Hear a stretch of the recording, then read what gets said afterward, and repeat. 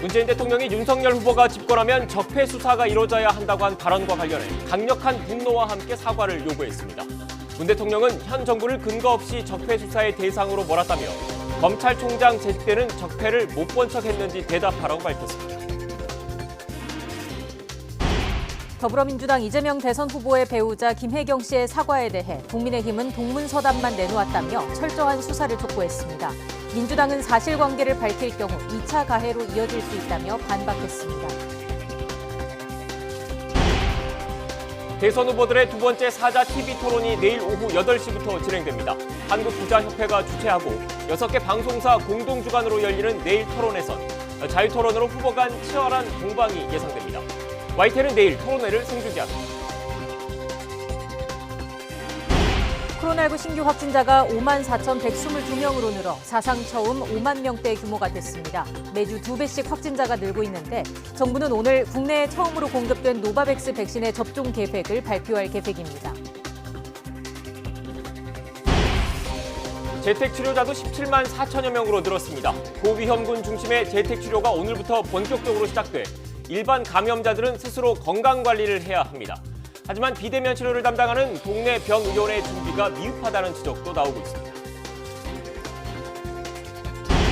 중국의 편파 판정 논란 속에 쇼트트랙 황대헌 선수가 첫 금메달 쾌거를 따낸 가운데 잠시 뒤 피겨 쇼트 프로그램에서 역대 최고 성적을 올린 차준환이 새 역사에 도전합니다.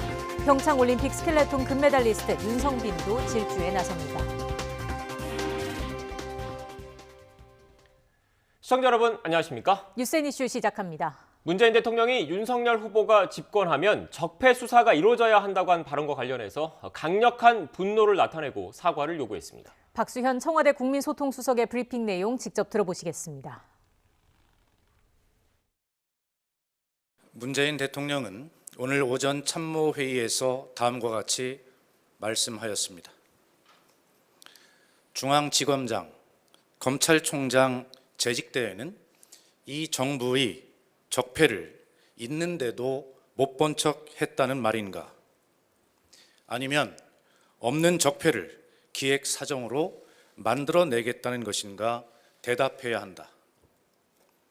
그리고 현 정부를 근거 없이 적폐 수사의 대상, 불법으로 몬 것에 대해 강력한 분노를 표하며 사과를 요구한다.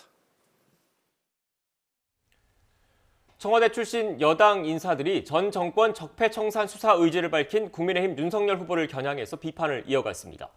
민주당 선대위 정무조정실장을 맡고 있는 윤건영 의원은 오늘 아침 MBC 라디오에서 한마디로 공개적인 정치보복 선언이라고 본다면서 대선 후보가 죄도 없는 현직 대통령을 사실상 수사하겠다고 공언한 셈이라고 지적했습니다. 앞서 최재성 전 청와대 정무수석도 어제 저녁 MBC 라디오에 출연해 윤 후보가 입으로는 정치보복이 아니라고 하지만 뱃속에는 보복의 칼을 꺼내들었다고 본다고 지적했습니다. 국민의힘 윤석열 후보의 적폐 수사 발언을 놓고 정부 여당이 맹비난한 데 대해 권영세 선대본부장은 재발절인 것 아니냐는 반응을 내놨습니다. 권 선대본부장은 선대본부, 원내지도부 연석회의를 마친 뒤 기자들과 만난 자리에서 윤 후보는 원칙론을 얘기한 건데 여권에서 과민하게 대응하는 것 같다며 이같이 말했습니다. 또 범법 사실이 공개됐는데 수사를 안 할 수는 없는 것 아니냐면서 스스로 발이 저린 게 있지 않나 생각한다고 덧붙였습니다. 네, 지금부터 코로나19 관련 소식 전해드리겠습니다. 오늘 0시 기준 코로나19 신규 확진자는 5만 명을 넘어서면서 또다시 역대 최다를 기록했습니다. 오미크론이 급속히 확산하는 가운데 재택치료를 받는 사람도 17만 명을 넘었습니다. 취재기자 연결합니다. 개훈이 기자. 네, 개훈입니다. 네, 신규 확진자 수가 5만 명을 넘은 것 처음인 거죠? 네, 오늘 0시 기준 코로나19 신규 환자는 54,122명입니다. 5만 명대 확진자 수는 사상 처음으로 전날보다 4천 명 넘게 급증했습니다. 확진자 수는 매주 약 2배씩 증가하는 추세를 보이고 있습니다. 오늘 확진자 규모는 일주일 만에 2.4배, 2주 전보다는 3.7배 증가했습니다. 국내 발생이 54,034명, 해외 유입은 88명입니다. 방역당국은 오미크론 영향으로 확진자가 빠르게 늘면서 이달 말쯤 확진자가 13만에서 17만 명 수준까지 발생할 수 있다고 전망하고 있습니다. 위중증 환자 수는 282명으로 전날보다 3명이 줄었고 사망자는 20명이 늘어나 누적 사망자는 6,963명이 됐습니다. 오미크론이 급속히 확산하는 가운데 재택치료를 받는 사람은 17만 명을 넘었습니다. 오늘 0시 기준 재택치료 대상자는 17만 4,177명으로 하루 만에 6,157명이 늘었습니다. 이는 재택치료 관리 의료기관 608곳이 관리할 수 있는 최대 인원 18만 9천 명의 92% 수준입니다. 한편 SK바이오사이언스가 국내에서 위탁 생산한 노바백스 백신이 어제 국내에 처음 공급됐는데요. 중앙방역대책본부는 오늘 정례 브리핑을 통해 노바백스 백신의 접종 계획을 발표할 예정입니다. 지금까지 사회 2부에서 YTN 개운입니다. 비수도권 확진자도 연일 최고치를 기록하고 있습니다. 경남은 처음으로 2,000명 넘게 확진됐고 다른 지역에서도 4자릿수 확진이 이어지고 있습니다. 선별진료소에 나가 있는 취재기자 연결하겠습니다. 오태인 기자. 네, 창원 한마음병원 선별진료소에 나와 있습니다. 네, 경남 지역의 확산세도 매섭죠? 네, 경남 지역 코로나19 확진자가 처음으로 2,000명대를 넘었습니다. 연일 최고치를 갱신하고 있는데요. 오미크론 변이 바이러스가 확산하면서 확진자가 크게 늘고 있는 겁니다. 확진자가 많다 보니 이곳 병원에 마련된 선별진료소에도 많은 시민이 몰리고 있습니다. 이 병원은 자체적으로 유종자 증폭 검사를 하는데 최대 6시간 안에 검사 결과를 받을 수 있습니다. 또 신속 항원 검사 대상자의 검체도 병원에서 PCR 검사를 한 번 더 하는데요. 지역사회의 바이러스를 막기 위한 병원이 내놓은 방안입니다. 경남 지역뿐만 아니라 다른 지역도 확진자가 늘고 있습니다. 비수도권에서 울산과 강원, 세종, 제주를 뺀 지역에서 4자릿수 확진자가 발생했습니다. 이는 국내 전체 확진자의 37%에 해당하는 수치입니다. 오미크론 변이로 인한 확진자가 늘자 오늘부터 재택치료가 시작되는데요. 무증상, 경증 확진자는 집에 머물며 치료를 받습니다. 경상남도 등 광역자치단체는 의료상담센터가 운영에 들어갔고 24시간 상담합니다. 또 지정된 동네 병의원에 전화하면 처방 받을 수 있습니다. 확진자가 집에 머물기 때문에 가족 사이 감염을 우려해 대책을 내놓은 지자체도 있습니다. 경남 진주시와 창원시는 이른바 안심숙소를 마련했습니다. 숙박시설 같은 곳에 확진자 가족들이 저렴한 비용으로 지낼 수 있도록 한 겁니다. 정부와 지자체의 대책에도 확진자는 더 증가할 거로 보입니다. 무엇보다 개인 방역 수칙 준수가 필요해 보입니다.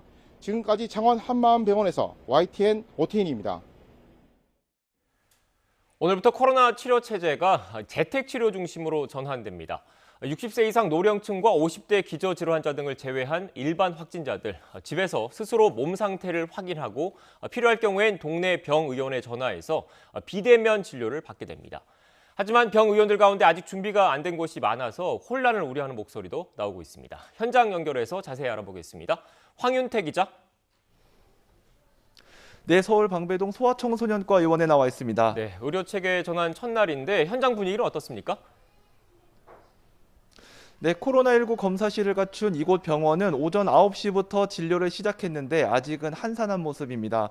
의료진들은 일반 확진자 비대면 진료를 위해 교대로 자택과 병원을 오가며 전화 상담을 하고 있는데요. 새로 개편된 의료체계는 재택치료 중심으로 이루어지는데요. 일반 관리군 환자들은 스스로 몸 상태를 확인해서 발열 같은 증상이 생기면 동네 병의원 1,800여 곳에서 전화로 진료를 받고 처방받게 됩니다. 처방받은 의약품은 전국 담당 약국 500여 곳에서 조제해 배송하는데 본인 또는 가족 공동격리자에게 연락해 대리인 자격을 확인한 뒤 전달하게 됩니다. 동네 병의원 말고도 24시간 운영되는 각 지자체별 재택치료 의료 상담센터에서도 상담을 받을 수 있습니다. 스스로 몸 상태를 점검해 증상이 있는지 확인해야 하는 만큼 미리 해열제나 체온계, 산소 포환도 측정기 같은 장비를 준비하는 게 좋습니다. 정부는 대한의사협회와 논의해 가급적 모든 동네 병의원이 비대면 진료에 참여할 수 있도록 할 방침입니다. 고령층 등 집중관리군에 대해서는 향후 거점 전담병원을 활용해 현재 600곳 정도인 관리 의료기관을 650곳까지 늘릴 계획입니다. 네, 현장에선 혼선도 빚어지고 있죠? 그렇습니다. 규모가 작은 동네 의원들은 내원 환자 진료와 더불어 재택 환자 전화를 받는 방식이 부담스럽다고 말합니다. 내과나 소아과, 이비인후과 같은 의원이 아니면 재택 치료에 제대로 대응하기 어렵다는 목소리도 나오는데요. 정부와 대한의사협회와 합의한 내용이 일선 병의원에 제대로 전달되지 않은 데다가 환자의 코로나 확진 여부를 조회하는 시스템도 내일부터 마련될 예정이어서 당장은 확진자가 맞는지 구분하기도 어려운 상황입니다. 비대면 진료를 시작할 병의원에 대한 교육도 하루 전인 어제 시작했습니다. 또 아직 참여 의사를 표명한 동네 병의원이 생각보다 적은 것도 걸림돌입니다. 어제까지 서울 25개 자치구에서 병의원 1,000곳 정도가 재택 진료 의사를 밝혔는데요. 서울 시내 전체 병의원의 3분의 1 수준입니다. 대한의사협회는 연일 확진자 규모가 폭증하는 등 상황이 급변하고 있어 시스템 마련에 최소한의 시간이 필요하다면서 발빠르게 준비하겠다고 설명했습니다. 건강보험심사평가원은 오늘 전화상담 처방 동네 병의원 1,800여 곳을 포함해 재택치료 의료상담센터와 재택치료 관리 의료기관 명단을 홈페이지에 공개했습니다. 지금까지 서울 방배동 소아청소년과 의원에서 YTN 황윤태입니다. 정부가 다중이용시설 출입 명부도 중단하는 방안을 검토하고 있습니다. QR코드 등 출입 명부는 확진자의 접촉자를 추적하는 데 쓰였는데 확진자 급증으로 역학조사가 간소화돼서 필요성이 크지 않기 때문입니다. 중앙사고수습본부 손영래 방장은 자기 기입식 조사서에 따른 역학조사를 운영해보고 확진자 동선 추정용 출입 명부의 유지 여부도 함께 검토하겠다고 밝혔습니다.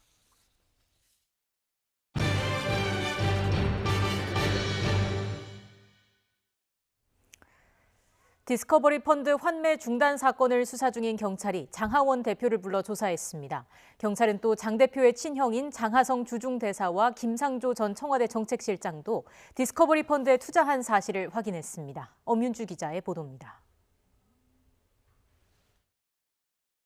청와대 정책실장을 지냈던 장하성 주중대사의 친동생인 장하원 씨가 대표로 재직하면서 이른바 장하성 동생펀드로 관심을 모았던 디스커버리 펀드. 펀드를 운용하던 미국 현지 자산운용사가 법정 관리에 들어가면서 판매 2년 만인 지난 2019년 환매가 중단됐습니다. 이로 인한 개인 법인 투자자들의 피해 금액만 2,560억 원에 이르는 것으로 파악됐습니다. 부실펀드, 사기 판매, 기업은행 규탄한다. 지난해 초부터 디스커버리 펀드 환매 중단 사건을 수사 중인 경찰이 장하원 대표를 소환 조사했습니다. 장하원 대표는 펀드가 부실화할 가능성을 알고도 이를 숨기고 투자자들에게 펀드 상품을 판매한 혐의를 받고 있습니다.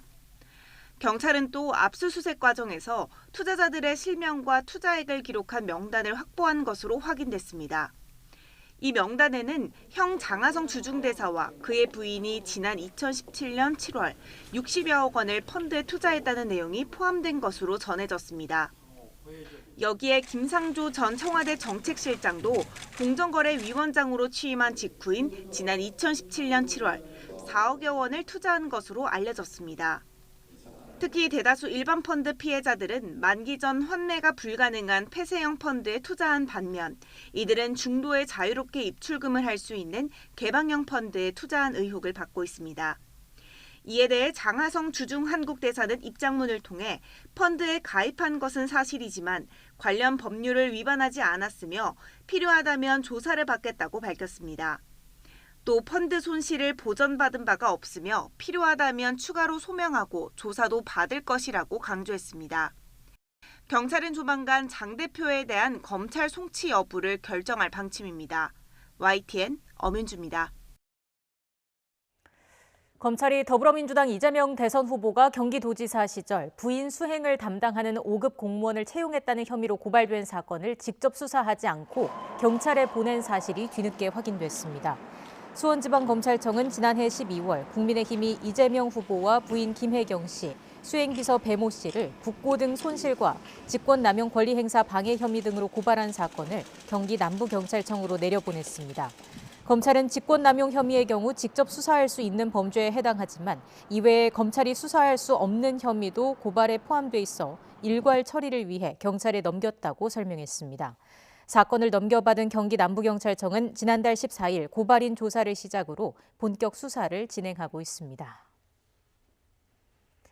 대장동 개발 특혜 의혹과 관련해 이른바 50억 클럽으로 지목된 인물 가운데 처음으로 구속된 곽상도 전 의원이 구속 이후 검찰 소환에 거듭 불응하는 것으로 확인됐습니다. 서울중앙지검 전담수사팀은 서울구치소에 수감된 곽상도 전 의원이 지난 7일부터 어제까지 사흘째 출석 요구에 응하지 않고 있다고 밝혔습니다. 검찰 관계자는 곽 전 의원이 개인 사정을 들어 불출석 사유서를 제출하고 출석에 응하지 않고 있다면서 오늘도 소환을 조율하고 있다고 말했습니다. 다만 계속해서 출석에 응하지 않을 경우 수사팀에서 적절한 조치를 검토할 것으로 보인다고 덧붙였습니다. 네, 어제 윤석열 국민의힘 대선 후보가 언론 인터뷰에서 집권하면 전 정권의 적폐 수사가 이루어져야 한다고 말한 것과 관련해서 청와대가 강한 불쾌감을 나타냈죠. 윤 후보의 반박이 이어지면서 공방이 계속됐는데 오늘은 문재인 대통령이 직접 윤 후보의 발언을 강도 높게 비판하고 사과를 요구했습니다. 이례적인 일입니다. 청와대 취재기자 연결해서 자세한 소식 알아보겠습니다. 홍선기 기자. 네, 청와대입니다. 네, 문재인 대통령이 직접 윤 후보에게 사과를 요구한 거죠?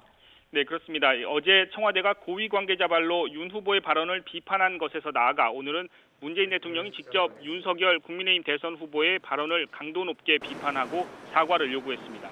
박수현 청와대 국민소통수석은 오늘 오전 예정이 없던 브리핑을 열었는데요. 박 수석은 이 자리에서 문 대통령이 오늘 아침 참모회의에서 한 발언을 전했습니다. 문 대통령은 윤석열 국민의힘 대선 후보를 향해 중앙지검장과 검찰총장 재직 시에는 이 정부의 적폐가 있는데도 못 본 척했다는 말이냐고 반문했습니다. 또 그게 아니라면 없는 적폐를 기획사정으로 만들어가겠다는 것인지 대답해야 한다고 강한 불쾌감을 나타냈습니다. 그러면서 현 정부를 근거 없이 적폐 수사의 대상이자 불법으로 몬 것에 대해서 강력한 분노를 표한다고 전했습니다. 또 윤 후보에게 사과를 요구한다고도 덧붙였습니다. 문 대통령이 이처럼 야당 대선 후보 발언에 대해 직접 비판을 하고 나선 것은 상당히 이례적인 일입니다. 어제 청와대가 고위 관계자 발언으로 윤 후보 발언을 비판했을 때도 이례적이라고 했는데요. 문 대통령이 직접 비판하며 사과를 요구한 것은 그만큼 윤 후보의 발언에 대해 강한 불쾌감을 나타낸 것으로 풀이됩니다. 앞서 윤 후보는 어제 한 언론 인터뷰에서 집권 이후 전 정권의 적폐를 청산하기 위한 수사가 진행돼야 한다고 밝혔습니다. 민주당 정권이 검찰을 이용해 많은 범죄를 저질렀다고 말하기도 했는데요. 이에 대해 청와대는 어제 고위 관계자가 직접 강한 불쾌감을 나타내고 매우 부적절하다고 비판하기도 했습니다. 그러나 이에 대해 윤 후보는 내가 한 것은 정당한 적폐 처리고 남이 하는 건 보복이라는 프레임은 맞지 않다며 재반박을 하고 나섰는데요. 그동안 대선 개입 논란을 의식해 가급적 대응을 자제하던 청와대가 문 대통령 명의로 직접 사과를 요구하면서 청와대와 국민의힘 간의 공방이 격해질 가능성이 커 보입니다. 지금까지 청와대에서 YTN 홍성기입니다.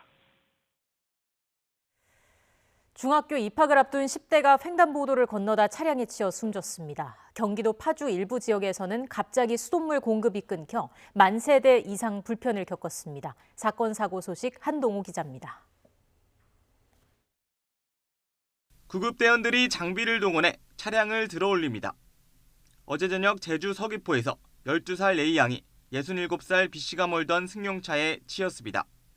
사고 직후 같은 방향으로 달리던 다른 차량에 또 치인 A 양은 결국 숨졌습니다. 신호등이 없는 횡단보도를 건너다 난 사고로 중학교 입학을 앞둔 A 양은 학원에서 집에 오던 중이었던 걸로 알려졌습니다. 경찰은 B씨의 전방 주시 소홀로 사고가 난 것으로 보고 있습니다. 어제 저녁부터 경기도 파주 일부 지역에선 갑자기 수돗물 공급이 끊겼습니다. 피해 가구는 만 세대가 넘을 것으로 추정됩니다. 주민들은 한겨울에 난방까지 안 돼 큰 불편을 겪었습니다. 한국수자원공사는 배수지에서 가정으로 물을 공급하는 수도관이 파손됐을 가능성을 토대로 경위를 조사하고 있습니다. 화재도 잇따랐습니다. 어제 오후 경기도 양주의 냉장고 제조 공장에서 불이 나 6시간 만에야 불길을 잡았습니다. 1,800제곱미터가량의 공장 한 개 동이 모두 타는 등 소방서 추산 9억 원의 피해가 났습니다. 비슷한 시각 서울 상계동의 단독주택에서도 불이 났습니다. 주택 한 채가 모두 탔고 주변 주택 세 채로 일부 파손돼 2,500만 원의 피해가 났습니다. 부산 전포동의 단독주택에서도 불이 나 800만 원가량의 피해를 봤습니다. YTN 한동우입니다. 학대로 숨진 것으로 추정되는 개 사체가 무더기로 나뒹구는 불법 개 사육장이 적발됐습니다. 철창 등에서 오랜 기간 방치된 것으로 보이는 개 사체들이 100구 넘게 발견됐는데 지자체는 동물 학대 혐의로 업주를 경찰에 고발했습니다. 정현우 기자의 보도입니다. 지난달 29일 경기도 양주에 있는 불법 개 사육장 모습을 찍은 영상입니다. 철창은 대부분 비어 있는데 유독 바닥이 지저분한 곳이 많습니다. 자세히 보니 대부분 숨진 개들의 사체입니다. 바닥에 눌린 채 오랜 기간 방치된 듯 철창 자국까지 몸에 선명히 남은 사체도 있고 백골만 남은 것도 적지 않습니다. 개를 가둬놓는 우리가 양쪽에 연달아 있는 모습입니다. 보시면 사체가 바닥에 그대로 말라비틀어진 채 남아 있습니다.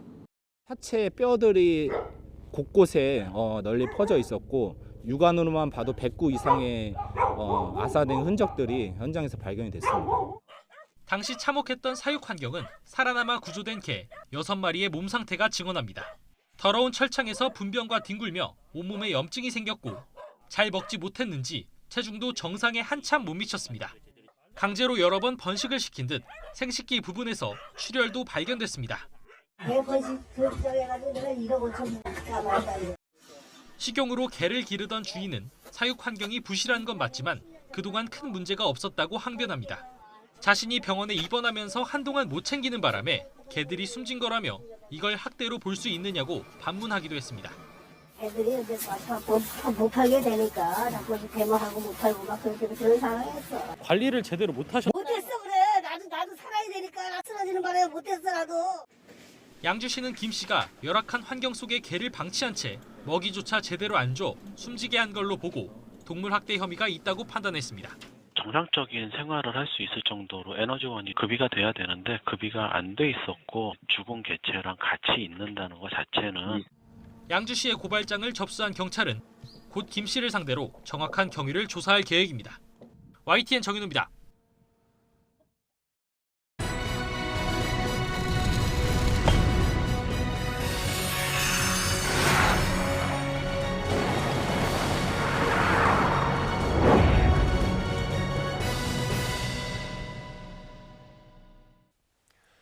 이 밖에 우리나라 쇼트트랙은 여자부 경기에서도 순항했습니다. 여자 1000m에선 김아랑이 아쉽게 예선 탈락했지만 최인정과 이유빈이 나란히 준결승에 진출했습니다. 우리나라는 이어 열린 여자 3000m 계주에서도 최민정의 막판 파괴력 넘치는 질주로 결승에 올라서 메달을 향해 순조롭게 출발했습니다. 남자 피겨의 간판 차준환이 오늘 한국 동계 스포츠 새 역사에 도전합니다. 그제 싱글 쇼트 프로그램에서 99.51점 개인 최고점을 받아서 4위에 오른 차준환. 조금 전 시작한 프리스케이팅도 실수 없이 선전한다면 톱5 이상도 가능하다는 평가가 나오고 있습니다. 베이징 동계올림픽 대회가 중반으로 접어드는 오늘은 컬링 여자부와 스켈레톤 경기가 시작됩니다. 평창에서 영밑 열풍을 일으키면서 은메달을 딴 여자 컬링 대표팀 팀킴은 캐나다와 1차전을 시작으로 10개 나라 풀리그에 돌입합니다. 평창에서 스켈레톤 금메달을 획득한 윤성빈도 오늘 1, 2차 시기에 이어서 내일 3, 4차 시기로 메달에 도전합니다.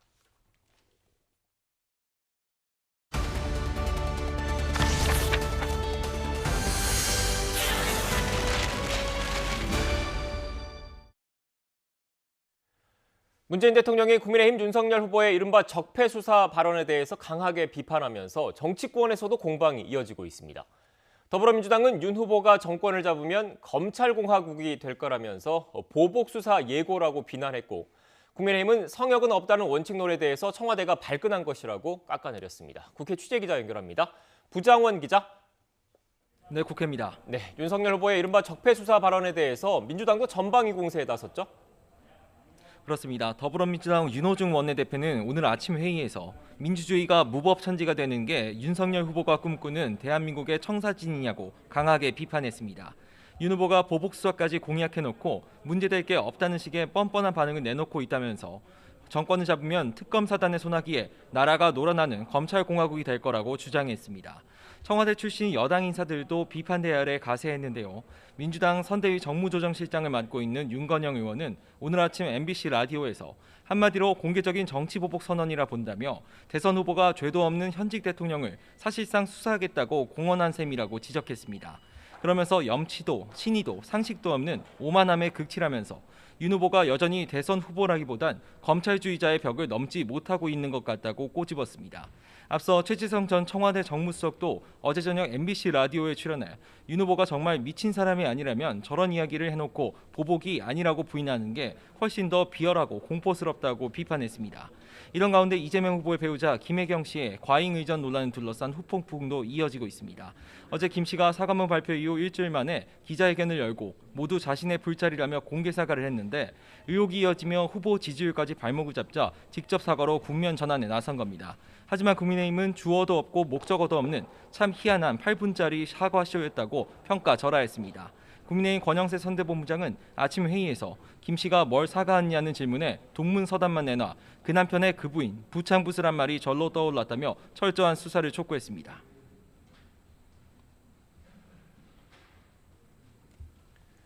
네, 윤석열 후보가 추가로 입장을 밝힐지도 관심인데 국민의힘에선 청와대가 재발절인 것 아니냐 이런 반응도 나오고 있죠? 그렇습니다. 말씀하신 것처럼 윤석열 후보 아직 별다른 입장을 내놓지는 않았습니다. 대신 권영세 선대본부장이 기자들과 만난 자리에서 윤 후보는 원칙론을 얘기한 건데 여권에서 과민하게 대응하는 것 같다고 평가했습니다. 또 범법 사실이 공개됐는데 수사를 안 할 수 없는 것 아니냐면서 스스로 발이 저린 게 있지 않나 생각한다고 덧붙였습니다.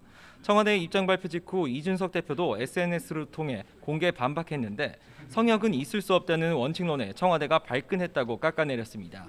또 이렇게 급발진하면서 야당 후보를 흠집내려는 행위는 명백한 선거 개입에 해당한다며 앞으로 28일간 청와대가 야당 후보를 사사건건 트집 잡아 공격하려고 하는 전초전이 아니길 바란다고 꼬집었습니다. 윤 후보의 구체적인 입장은 오후 공개 일정 이후 나올 전망인데요. 오늘 오후 3시 재경 전라북도 도민의 신년 인사회에 참석해 전북 지역 공약 실현 의지와 국민통합의 진정성을 다짐할 예정입니다. 이후엔 세무사 드림봉사단 발대식에 참석하는데 사실 오늘 윤 후보가 김종인 전 총괄선대위원장의 출간 기념 행사에 참석할지가 관심이었습니다. 하지만 일정이 겹치면서 두 사람의 결별 후 첫 만남은 미뤄지게 됐습니다. 네, 다른 후보들 일정도 정리해 주시죠. 네, 우선 국민의당 안철수 후보는 오늘 오전 중앙선거대책위원회 회의를 열고 현안 논의와 대선 전략을 점검했습니다. 후보 등록을 사흘 앞두고 단일화 논의가 점점 뜨거워지고 있는데 안 후보는 오늘 언론 인터뷰에서도 대선 끝까지 갈 거라는 기존 입장을 재확인했습니다. 특히 서로 신뢰하면 10분 안에도 끝낼 수 있다는 윤석열 후보의 단판 제안에 대해 일방적으로 통보하고 자신 위주로 하겠다는 말로 들려 우려스럽다며 불쾌감도 내비쳤습니다. 정의당 심상정 후보는 과학기술 정책토론회에 참석해 과학기술 공약을 발표했고 새로운 물결 김동연 대선 후보는 유튜브 생방송의 출연과 언론 인터뷰 등을 통해 인지도 높이기에 주력합니다. 네, 국회에선 이틀째 코로나19 확진자와 격리자의 투표 방안을 논의하고 있는데 오늘 결론이 나올 가능성이 큽니까? 그렇다고 봐야 할 것 같습니다. 국회 정치개혁특별위원회는 20대 대선에서 코로나19 확진자와 격리자의 투표권을 보장하는 방안을 다시 논의하고 있습니다. 어제에 이어 이틀째인데요. 앞서 여야는 대선 당일과 사전투표일 가운데 하루, 이렇게 이틀 동안에 투표 종료 시간을 오후 6시에서 밤 9시까지로 연장하는 법안을 발의했습니다. 물리적인 투표 시간을 연장하는데 여야 모두 이견은 없는 상황인데 선관위가 기존 방식대로도 처리할 수 있다는 입장을 고수하면서 어제는 결론을 내지 못했습니다. 현행법이 허용하는 범위 안에서도 대기 공간 분리 등을 통해서 연장 투표가 가능하다는 건데요. 일단 여야는 오늘 안엔 결론을 내리겠다는 의사가 확고한데 이번 결정에 따라 대선 당일 개표 시간 역시 바뀔 수 있어 어떤 결과가 나올지 주목됩니다. 별 무리 없이 오늘 합의가 이뤄진다면 오후 전체회의에서 개정안을 통과시킨 뒤 다음 주 국회 법사위와 본회의 의결 등을 거칠 예정입니다. 지금까지 국회에서 YTN 부장원입니다. 네, 마이크로소프트가 6,300억 원대 세금을 돌려달라면서 우리나라 세무당국을 상대로 낸 소송에서 환급을 명한 1, 2심 판결을 뒤집고 대법원이 다시 판단하라고 판결했습니다. 대법원은 MS와 자회사인 MS 라이센싱이 동수원 세무서를 상대로 법인세를 돌려주지 않기로 한 경정 거부 처분을 취소하라면서 낸 소송에서 MS 측에 손을 들어준 원심을 깨고 사건을 수원 고등법원으로 돌려보냈습니다.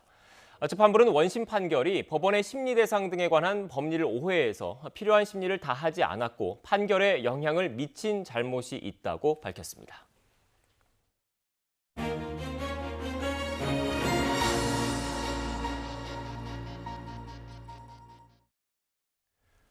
네, 미국 1월 소비자 물가 발표를 앞두고 증시가 들썩이고 있습니다. 연준의 긴축 행보와 함께 어떤 영향을 받게 될지 주목되고 있습니다. 네, 국내 증시 흐름은 엇갈리는 가운데 코스피는 오늘 상승 출발했습니다. 국내외 주요 증시 전망 전문가와 함께 살펴보겠습니다. 염승환 이베스트 투자증권 이사 나오셨습니다. 어서 오십시오. 네, 안녕하세요.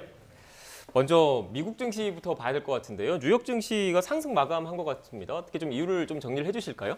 예, 그러니까 미국 증시가 그동안 상당히 좀 1월 달에 힘든 네. 구간을 겪었고 나스닥이 고점 대비해서 한 20% 가까이 폭락을 했었는데 1월 달 들어서는 거의 이제 한 3분의 1 정도를 좀 회복하면서 2월 달 들어서는 좀 좋은 흐름들이 좀 펼쳐지고 있고요. 일단은 지금 미국에 여전히 좀 물가에 대한 좀 우려감이라든가 긴축 이슈는 있는데 그런 것들을 좀 미리 선반영했다라는 그런 얘기들이 좀 나오면서 지금 최근에 오늘 아마 그 미국에서 물가 지표가 또 발표가 될 거예요. 근데 예. 높게 나오더라도 이게 뭐 연준의 어떤 긴축 속도를 더 강화시키거나 그러진 않을 것 같다. 이미 왜냐하면 시장이 벌써 그 올해 금리를 한 5번 이상 올릴 거를 다 어느 정도 선반영을 했기 때문에 이미 좀 지나간 이슈 아니냐 이렇게 좀 바라보는 시각이 좀 우세하지 않나 이렇게 보고 있고 또 거기다가 지금 오늘 뉴욕주에서 2월 10일부터 이제 마스크를 이제 써야 되는 그런 뭐 방역 규제를 좀 해제하겠다 이런 얘기들도 나왔는데 이게 왜 중요하냐면 이제 오미크론 이슈가 이제 완화되면 글로벌 경기가 좀 회복될 수가 있거든요. 그래서 경기 둔화라는 그런 이슈도 그동안 굉장히 컸습니다. 왜냐하면 금리가 이렇게 지금 앞으로 올라갈 가능성, 긴축 이슈가 있는데 경기가 안 좋아진다. 이게 사실 좀 약간 앞뒤가 안 맞는 얘기거든요. 네. 경기가 보통 좋을 때 금리를 올리는데 근데 이제 결국 이렇게 오미크론이 완화가 되기 시작하고 방역을 해제하면 금리를 올리더라도 경기가 좋아지는 거 아니야? 이런 이제 완충 역할을 할 수가 있다는 거죠, 경기가. 그래서 그런 것들이 이제 맞물리면서 미국 증시가 정말 모처럼 만에 좋은 상승 행진을 이어가고 있는 것 같습니다. 네. 그러니까 이사님 결국 뭐 증시라는 게 뭐 미래의 그런 기대 심리가 사실상 많이 반영이 되는 거지 않습니까? 네네. 그런데 미국 물가 그동안에 계속 물가 오른다 이렇게 얘기를 많이 했었는데 오를 만큼 많이 올랐으니까 네. 그 부분에 대해서는 좀 그 불확실성이 좀 줄어들고 네. 그리고 앞으로 오미크론 변이 이후 이른바 엔데믹 이후에 그 경기 상승에 대한 기대 심리가 좀 반영이 됐다 이렇게 좀 정리를 하면 맞습니다. 되는 겁니까? 정확하게. 예. 이제 3월에 또 FOMC 그 연방공개시장위원회 정례회의가 열리는데 여기서 금리 인상 결과는 또 시장에 어느 정도 영향을 미치게 될까요? 사실 지금 이제 그 극단적으로는 올해 지금 7번 남았거든요. 예. FOMC 회의가 다 올릴 거란 얘기까지 나왔으니까 사실 이제 지금 시장의 예상은 최소 5번 이상이에요. 네. 그러니까 이제 그거는 다 알려졌기 때문에 이번 3월에 금리 인상하는 거 자체가 문제는 아닌데 네. 시장이 이제 관심사는 그거죠. 한 번에 0.5% 이걸 이제 흔히 뭐 자이언트 스텝이라는 표현을 많이 쓰더라고요. 근데 보통 금리를 한 번 올릴 때 뭐 한국도 얼마 전에 0.25% 올렸잖아요. 이게 정상인데 0.5%면은 그만큼 긴축 속도가 빠르다는 얘기거든요. 근데 그거를 0.5% 올릴 거냐, 0.25% 올릴 거냐 여기에 대한 논란들은 되게 많아요. 근데 지금 최근에 나온 연준 위원들의 의견을 종합해 보면 0.5% 인상은 좀 너무 이른 것 같다. 네. 그런 쪽으로 이제 결론이 지금 조금씩 도출되고 있기 때문에 그래서 아마 3월 FOMC에서는 0.25% 올릴 것 같고 그리고 최소 5번 정도가 시장의 예상이니까 그런 거에 대한 뭐 또 얘기들이 나오겠죠. FOMC에서. 그렇게 된다라면은 FOMC 회의 자체가 지금 많은 분들이 불안해하잖아요. 금리 올릴까 봐. 네. 그게 악재가 아니라 이 주가라는 게 좀 되게 재밌는 현상이 뭐냐면 악재가 이미 노출이 되면은 더 이상 나빠질 게 없다 보니까 주가가 오히려 올라가는 흐름들이 많이 나옵니다. 그렇기 때문에 FOMC 영향은 제가 봤을 때는 오히려 좀 차후에 증시에 좀 호재로 작용하지 않을까라고 좀 생각을 하고 있습니다. 네. 그래서일까요? 미국 투자은행 JP모건의 그런 그 발표도 좀 있는 것 같은데 준비된 앞서 그래픽이 잠깐 나갔는데 그래픽을 좀 다시 한번 좀 띄워주시겠습니까? 지금 뭐 우리나라에서도 이른바 서학겜이라고 하는 그 해외 증시에 투자하시는 분들 많잖아요. 그런데 그래서 지금 과연 그렇다면 이 주식을 뭐 사도 되는 시점인지 아닌지가 사실 어떻게 보면 시청자 여러분들이 가장 궁금하실 것 같은데 이사님께서는 어떻게 보십니까? JP모건 같은 경우에는 지금이 매수 적기다, 저점이다 이런 분석도 나오고 있긴 하던데. 저는 이제 그렇게 말씀드리고 싶어요. 사실 타이밍이 중요한 것 같지는 않고 네. 어차피 경제가 앞으로도 성장하고 시장은 장기적으로 올라갈 거예요. 그게 이제 역사가 증명을 했으니까 네. 변동성이 있는데 근데 이번에 미국 증시도 급락했던 기업들 한번 살펴보시면 흔히 말하는 굉장히 실적이 그렇게 좋은 편은 아닌데 고평가된 기업들이 많이 빠졌어요. 네. 뭐 특히 이제 뭐 최근에도 뭐 이렇게 전자상거래 기업이라든가 언택트 수혜주들이 많이 빠졌는데 반대로 이런 환경에서도 돈을 버는 코카콜라 같은 기업들은 얼마 전까지 신고가가 났었거든요. 그래서 제가 당부드리고 싶은 건 뭐냐면 시장이 뭐 앞으로 좋아진다 이걸 떠나서라도 계속해서 자기만의 점유율을 확보하고 코카콜라 같은 브랜드가 있거나 뭐 애플 같은 기업들은 앞으로도 계속 좋아질 거예요. 근데 그런 기업들이 시장 때문에 빠진다면 적극적으로 사는 건 좀 좋다고 보는데 앞으로 시장이 좋아지니까 그냥 아무거나 사면 괜찮다. 이거는 이제 안 맞는 시대 같아요. 네. 더욱 이제 금리가 올라가니까 평가가 더욱 가혹해질 것 같습니다. 그래서 여러분들이 금리 상승기, 물가 상승기에 확실하게 실적을 낼 수 있는 가격 전가력이 있는 그런 기업들을 잘 선별하는 게 좀 무엇보다 필요할 것 같습니다. 네. 그러니까 뭐 나스닥이라든지 뭐 코스피도 마찬가지고 이 지수라는 게 여러 기업들의 네. 주가 지수를 종합한 어떻게 보면 평균인 거잖아요. 네네. 그런데 실제 개인 투자자들의 실적 같은 경우에는 어떤 종목에 투자를 했느냐에 따라서 네. 결정이 되는 거기 때문에 신중하게 그 기업의 가치 그리고 뭐 투자 실적이라든지 이런 거를 좀 신중하게 고려를 해서 투자를 하라는 말씀이신 것 네, 같습니다. 그 난이도가 이제 굉장히 올라갔다고 네. 보시면 좋을 것 같아요. 알겠습니다. 국내 주식시장 상황도 좀 살펴보겠습니다. 오늘 아침에 외국인 매수세가 좀 더해지면서 상승 출발했는데 지금 실시간으로 봤을 때는 또 하락 반전을 했습니다. 일단 주식시장 좀 상승 재료가 좀 남아 있습니까? 어떻습니까? 이제 국내 주식시장 같은 경우는 사실 그동안 악재만 나왔거든요. 네. 굉장히 좀 안 좋았죠. 1월 달에 뭐 개별 기업 이슈까지 뭐 횡령 사고라든가 뭐 여러 가지 이슈들 또 LG 에너지 솔루션이 상장하면서 수급을 다 이제 빨아들이면서 다른 기업들 매도가 나오면서 좀 상당히 좀 부진했는데 예. 그런 악재들은 이제 어느 정도 좀 잠잠해지고 있어요. 그리고 한국 시장을 가장 괴롭히는 게 제가 봤을 때는 이제 병목 현상이라고 보고 있어요. 그러니까 물류난이라 그러죠. 근데 이 물류난 같은 경우도 지금 오늘 덴마크에 이제 세계 1등 해운사가 있습니다. 머스크라는. 네.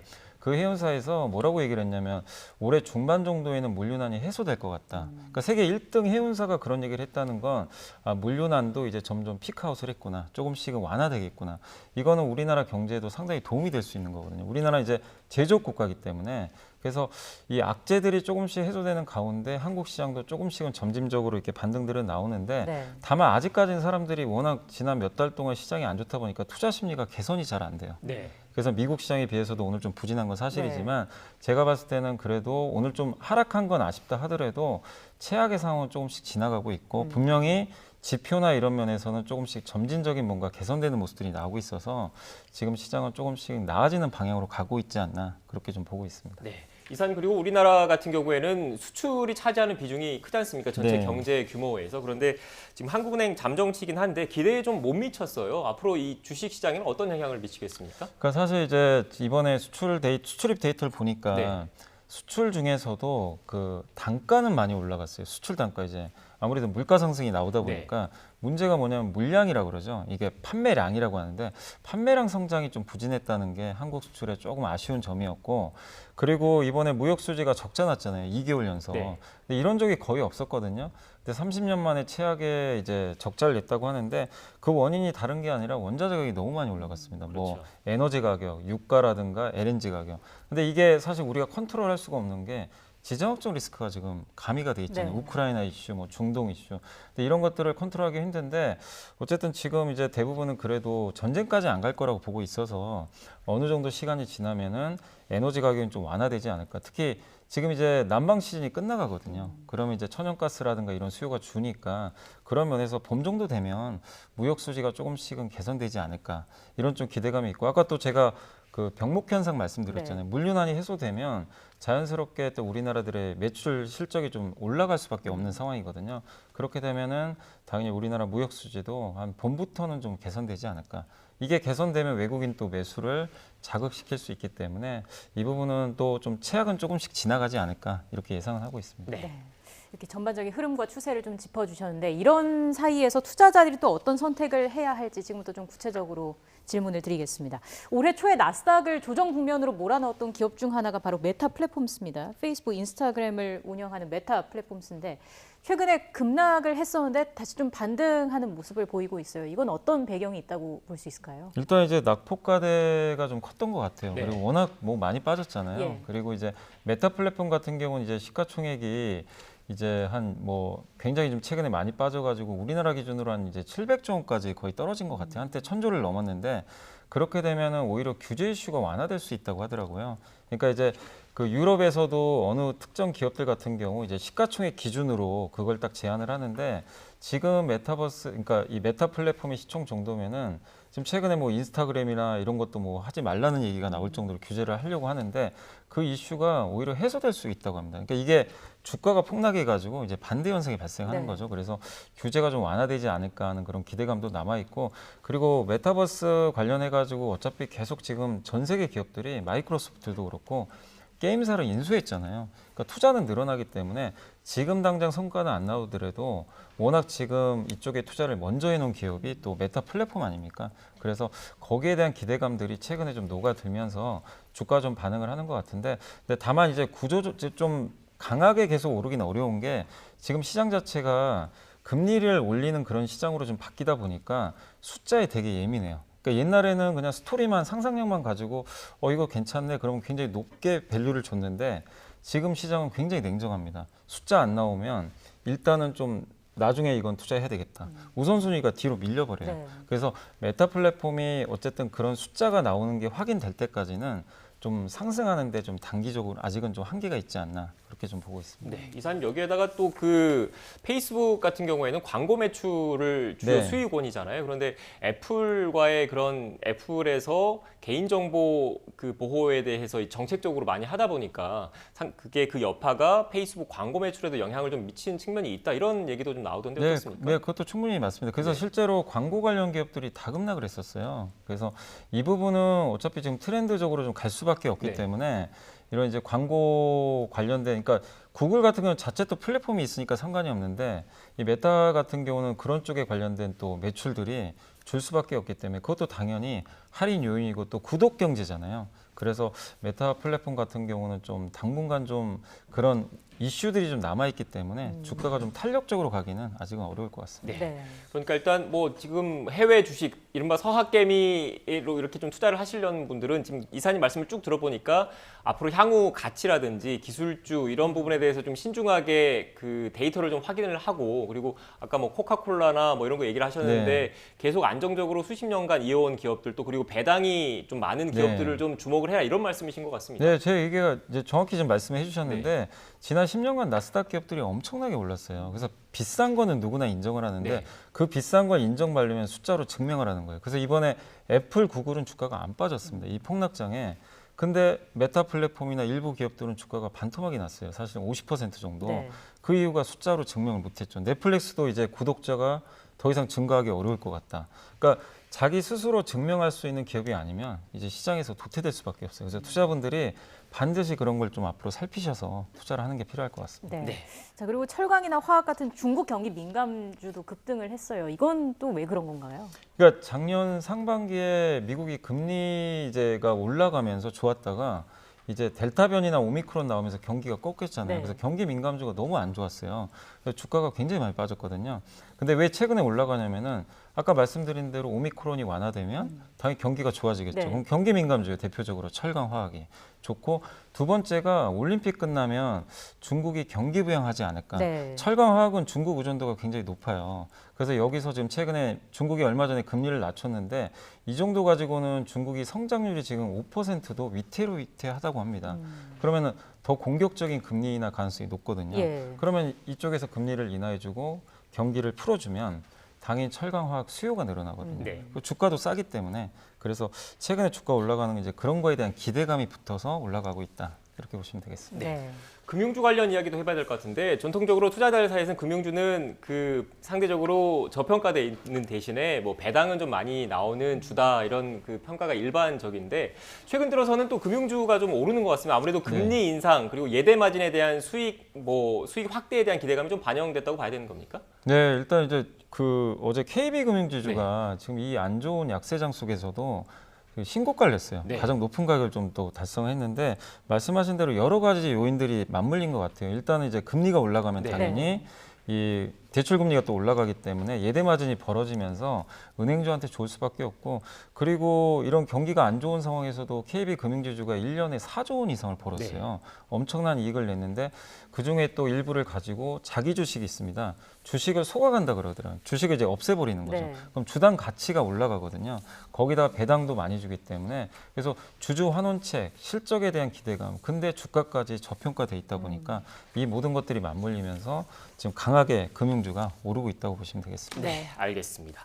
일단 뭐 그 전반적인 업종이나 경제 상황에 대해서 이사님께서 설명을 해주셨는데 결국 투자는 신중하게 개인 투자하시는 분들이 그 종목별로 뭐 데이터라든지 아니면 여러 상황들을 감안해서 투자를 하시는 거기 때문에 전문가께서 말씀하신 내용들을 잘 참고하셔서 투자하시면 좋을 것 같습니다. 지금까지 염승환 이베스트 투자증권 이사와 함께 관련된 이야기 나눴습니다. 오늘 말씀 고맙습니다.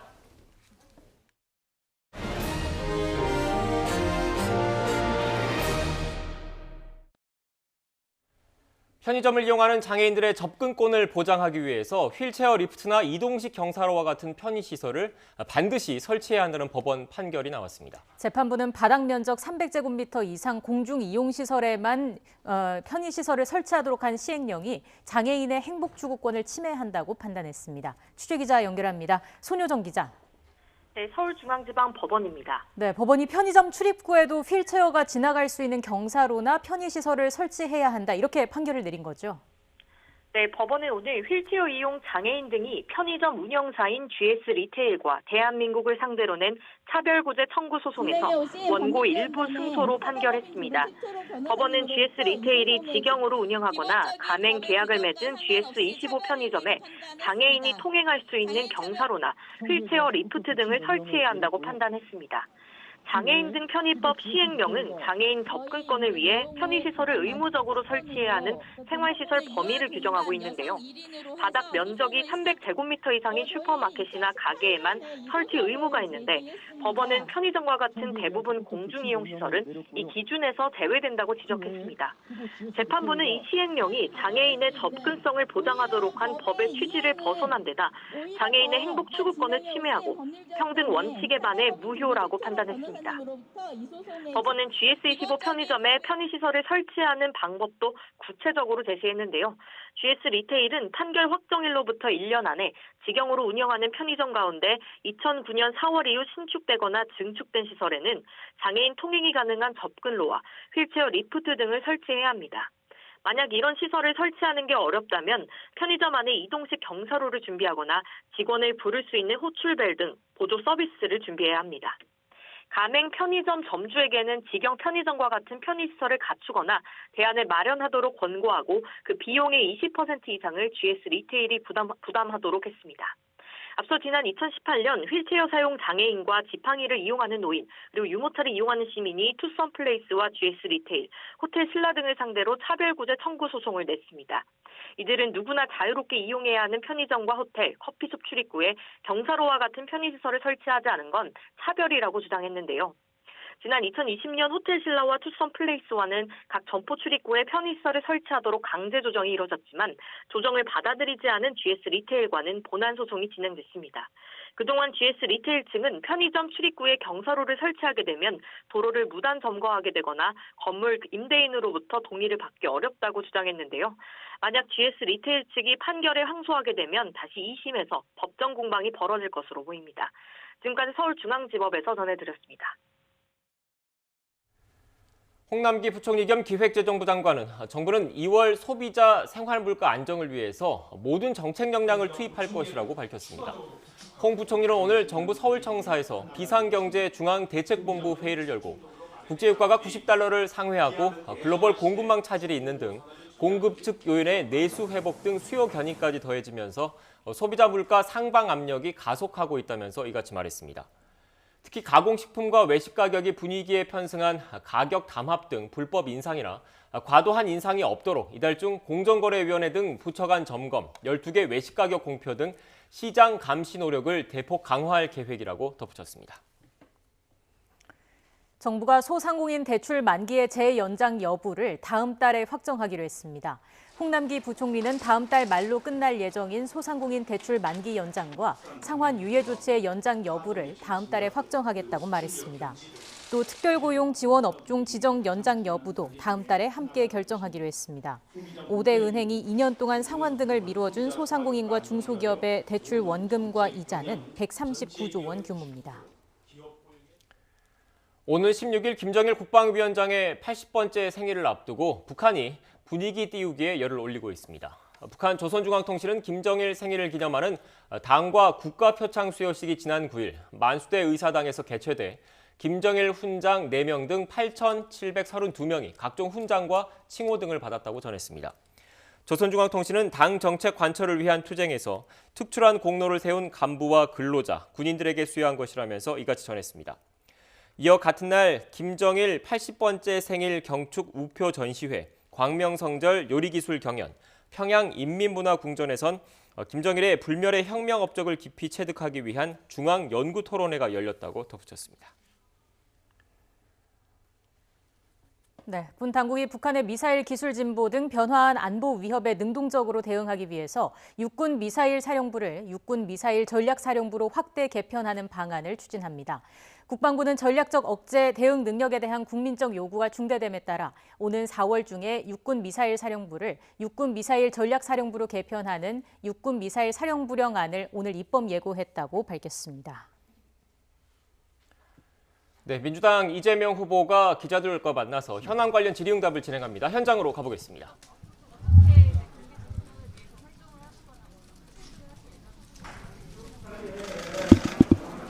아까 드린 말씀으로 정책 단위에서 무슨 노력하고 도와주는 걸로 알고 있습니다. 네,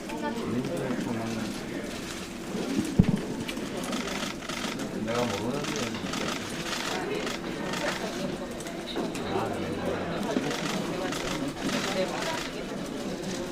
어제 통해서 윤석열 후보 배우자 김건희 씨가 공공계좌 시장 5월 이후에 이번에 이용된 동안에 이제 거래가 없었다는 이유로 해명만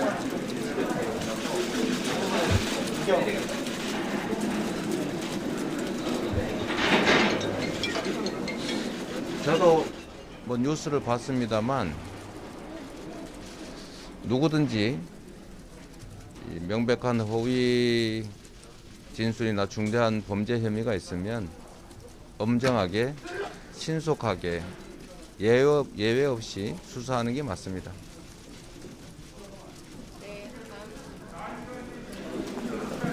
어저께 배우자 분리교섭을 처벌했습니다. 그런데 배우자가 실체성이 부족하다 이런 입장을 내기로 했는데요. 이에 대해서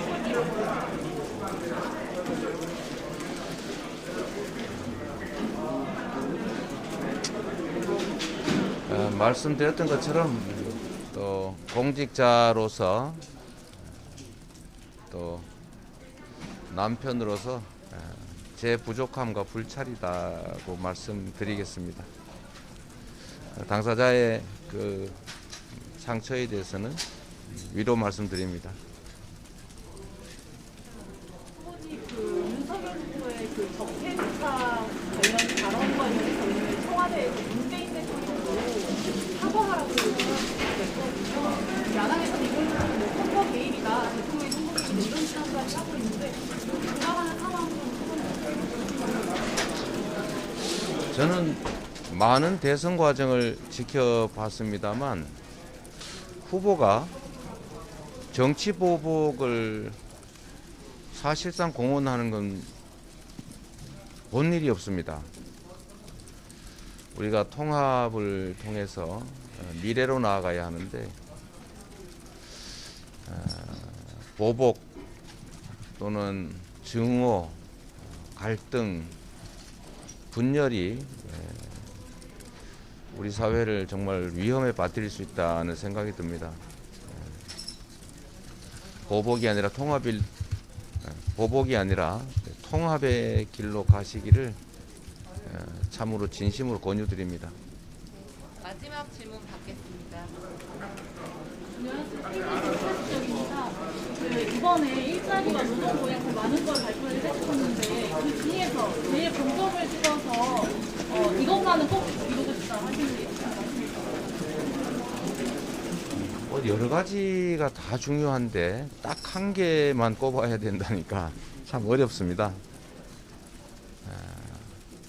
차별을 줄여야 되겠지요.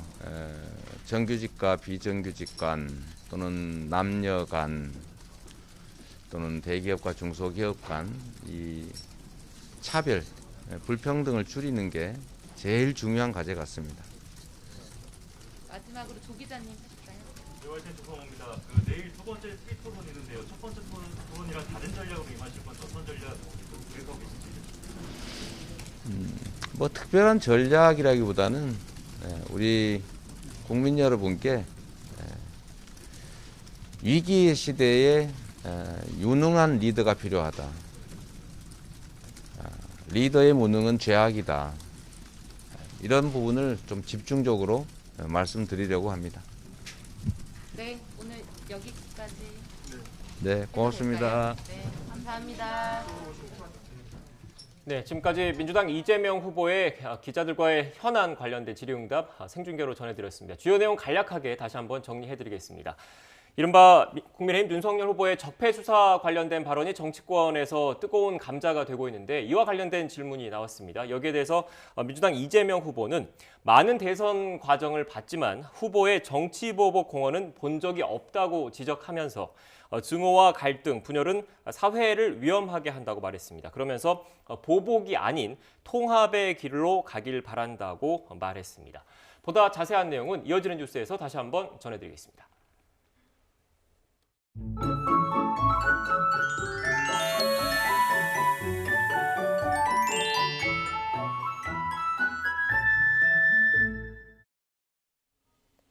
하루 사이에 공기가 더 부드러워졌습니다. 오늘 아침 어제보다 더 높은 기온으로 출발했고 한낮에는 서울이 영상 7도까지 올라 어제만큼 포근하겠습니다. 다만 오늘 또 미세먼지에 대한 주의가 필요합니다. 현재 중서부 지역을 중심으로 공기가 탁한데요. 특히 인천과 경기, 충청과 전북은 종일 미세먼지 농도가 나쁨 수준을 유지하겠고 서울과 영서, 광주는 밤에 일시적으로 농도가 짙게 나타나겠습니다. 한편 서울과 동쪽 지역은 여전히 대기가 건조합니다. 계속해서 불씨 관리 철저히 해주시기 바랍니다. 오늘 낮 기온은 어제와 비슷하거나 조금 높겠습니다. 서울 7도, 대전 9도, 광주 10도, 부산은 12도까지 크게 오르겠습니다. 다가오는 주말 밤부터는 제주에서 비가 시작돼 휴일에는 남부와 영동으로 확대하겠습니다. 특히 영동에는 대설 가능성이 있으니까요. 대비 철저히 해주시기 바랍니다. 날씨였습니다. 뉴스앤이슈 2부는 정치권 소식으로 문을 열겠습니다. 저희는 잠시 뒤에 뵙겠습니다.